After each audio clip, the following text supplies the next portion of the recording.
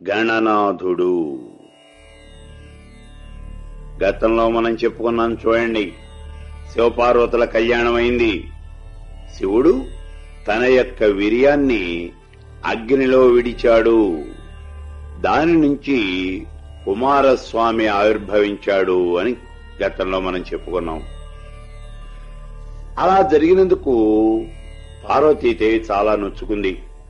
ఆవిడ కోపించింది, చాలా బాధపడింది.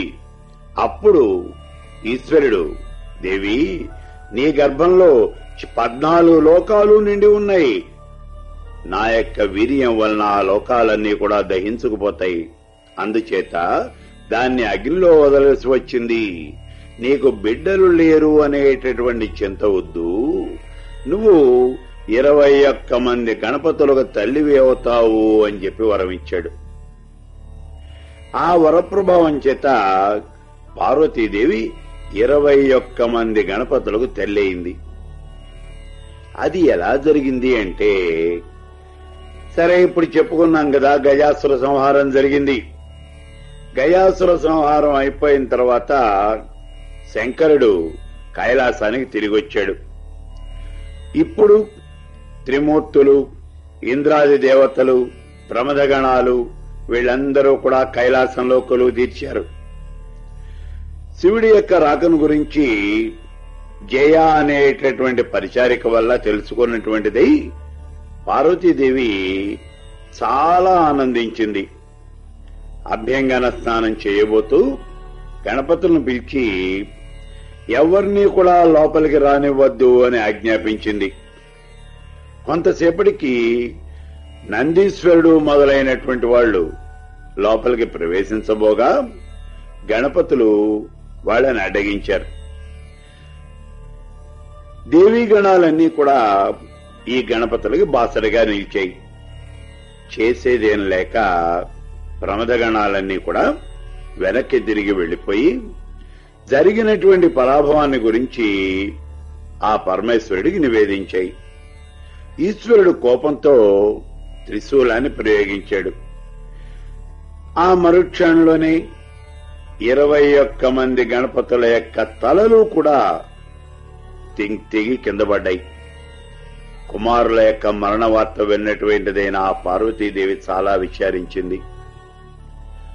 శంకరుడు బ్రహ్మాది దేవతలనందరినీ కూడా వెంటబెట్టుకుని పార్వతీ మందిరానికి వెళ్లాడు. వీళ్ల రాకను గమనించి కూడా పార్వతీదేవి మాట్లాడకుండా మౌనంగా ఉండిపోయింది.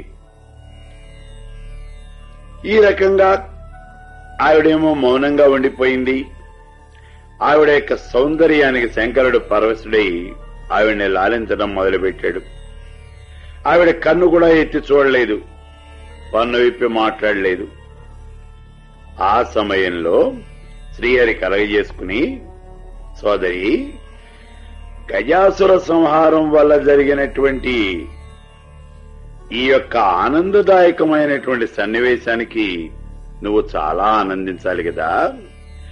ఆ గజాసుర సంహారం జరిగినందుకు 14 లోకాలు కూడా నీ నాథుణ్ణి విరేనోళ్లా పొగుడుతూ ఉన్నాయి.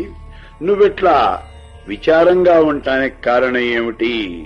ఇంతవరకు క్షేమంగానే నీ నాథుణ్ణి తిరిగి తెమ్మని చెప్పేసి నువ్వు కోరావు మమ్మల్ని. తీరా శంకరుడు వచ్చేసరికి మాట్లాడకుండా ఉండిపోయినావు. ఇలా ఉండటం ఏమైనా బాగున్నదా?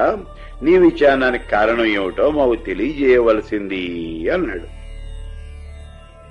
ఆ మాటలు విన్నటువంటి పార్వతీదేవి, మాధవ, తల్లి మాటలను జవదాటకుండా గణపతులు ఈ 21 మంది అక్కడ కాపలా కాస్తూ ఉన్నారు.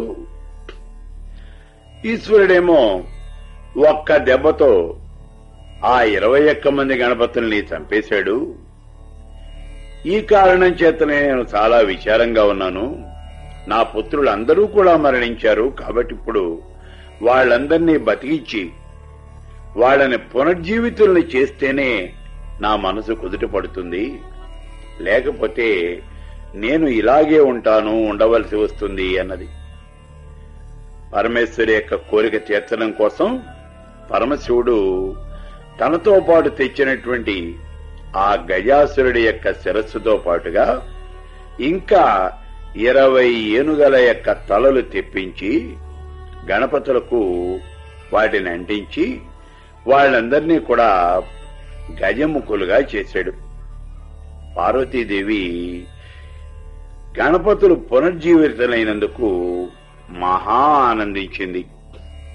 పార్వతీ పరమేశ్వరులు కైలాసంలో సభ తీర్చారు. ఆ సభకి దేవ గంధర్వ యక్ష కిన్నెర కింపురుష గరుడ సిద్ధ సాధ్య నాగగణాలన్నీ కూడా విచ్చేసినాయి. త్రిమూర్తులు, ఇంద్రాయ దేవతలు, అష్టదిక్పాలకులు అందరూ కూడా వచ్చారు. ఆ సభలో విశ్వదర్శి అనేటటువంటి ఉపబ్రహ్మ లేచి, ఆది దంపతులారా, నాకు యుక్త వయస్కులైనటువంటి కుమారులు, వారితో పాటే యుక్త వయస్కులైనటువంటి 21 మంది కుమార్తెలు కూడా ఉన్నారు. మీరు గనక అనుమతించినట్లయితే నా 21 మంది కుమార్తెల్ని ఈ గణపతులకు ఇచ్చి వివాహం చేస్తాను అన్నాడు. సరే, ఇంకా కావాల్సింది ఏముంది, అలాగేను అన్నారు ఆ దంపతులు. తథాస్తు అన్నాడు శ్రీహరి. ముహూర్తం చూశారు. బ్రహ్మ గణపతుల యొక్క కళ్యాణం అంతా కూడా నిశ్చయం చేశాడు. కైలాసాన్నంతా అలంకరించారు. అంతా కోలాహలంగా ఉంది. ఈ ప్రమథగణాలు, దేవీగణాలు అన్నీ కూడా అమితమైనటువంటి ఉత్సాహంతో ఈ పెళ్లి పనులు చేస్తూ ఉన్నారు. గణపతుల యొక్క వివాహం అత్యంత వైభవంగా జరిగిపోయింది. ఇక్కడ మనకు అనుమానం వస్తుంది, ఈ 21 మంది గణపతులు ఎవరు అనంటే, మనం ఉపాసన అంటే గణపతి ఉపాసనలో చేసేటటువంటి గణపతి మంత్రాలు ఉన్నాయి చూడండి, అవే మొత్తం 21 మంది గణపతులు. 21 గణపతి మంత్రాలు మనం చేస్తూ ఉన్నవి. ఆ 21 మంది కూడా గణపతులు. వీరి యొక్క భార్యలు ఎవరు అనే అనుమానం వస్తుంది. ఈ గణపతి మంత్రం చేసే వాళ్ళందరికీ కూడా మరి దేవతకి ఆ భార్య గనక లేకపోయినట్లయితే, అంటే స్త్రీ పురుషులు ఇద్దరూ కలిసి ఉన్నటువంటి దేవతను మాత్రమే మనం ఉపాసన చేయాలి అని చెప్పేసి మనకి శాస్త్రం చెబుతూ ఉన్నది. అందుచేత గణపతిని ఉపాసన చేసేట్లయితే ఆ గణపతి యొక్క భార్య పేరు కూడా మనకి తెలిసి చేరవలసి ఉంటుంది. కాబట్టి ఈ 21 మంది గణపతుల యొక్క భార్యల పేర్లు కూడా ఇక్కడ మనం చెప్పుకుందాం ఒక్కసారి.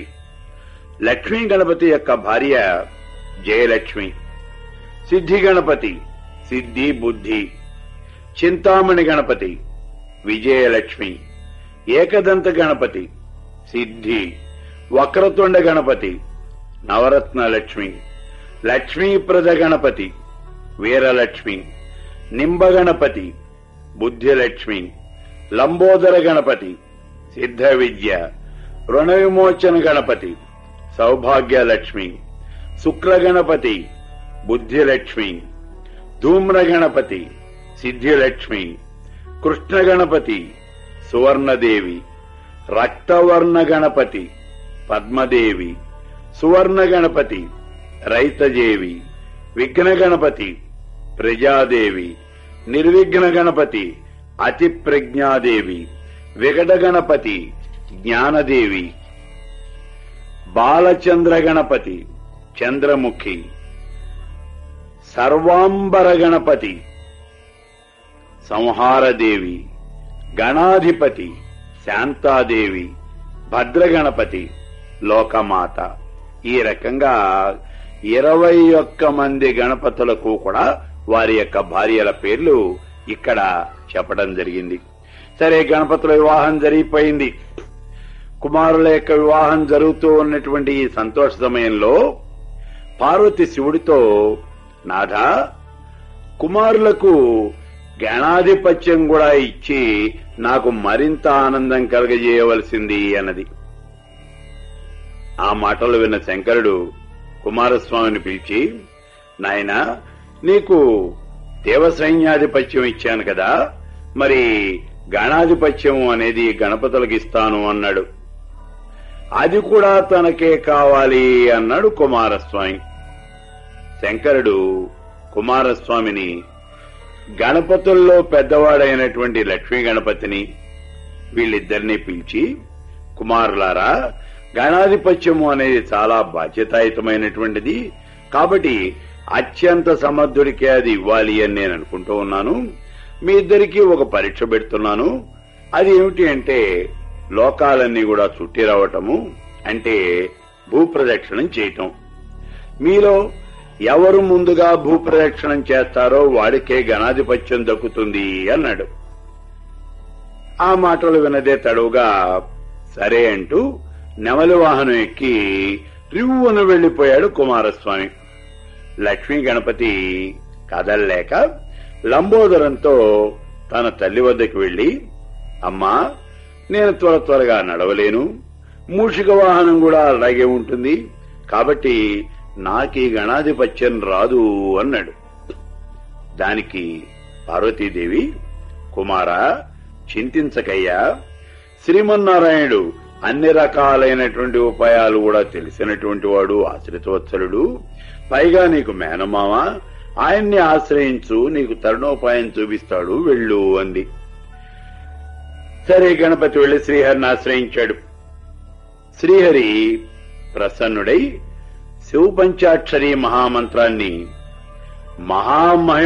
మహిమోపేతమైనటువంటి దయ్యా ఈ మంత్రం అనేది, కాబట్టి ఆ మంత్రాన్ని 5 లక్షల సార్లు జపించి నీ తల్లిదండ్రులకు 3 సార్లు ప్రదక్షిణం చెయ్యి, భూప్రదక్షిణ చేసినటువంటి ఫలితం నీకు దక్కుతుంది అన్నాడు. అలాగే చేశాడు లక్ష్మీ గణపతి. కుమారస్వామి నెమలి వాహనం మీద కాశీక్షేత్రానికి వెళ్లి గంగా స్నానం చేసి విశ్వేశ్వర దర్శనం చేసుకుని అప్పుడు తిరిగి వస్తూ ఉన్నాడు. అంతకు ముందే గణపతి అక్కడికి వెళ్లి వచ్చాడు అని చెప్పారు అక్కడ ఉన్నటువంటి వాళ్ళు.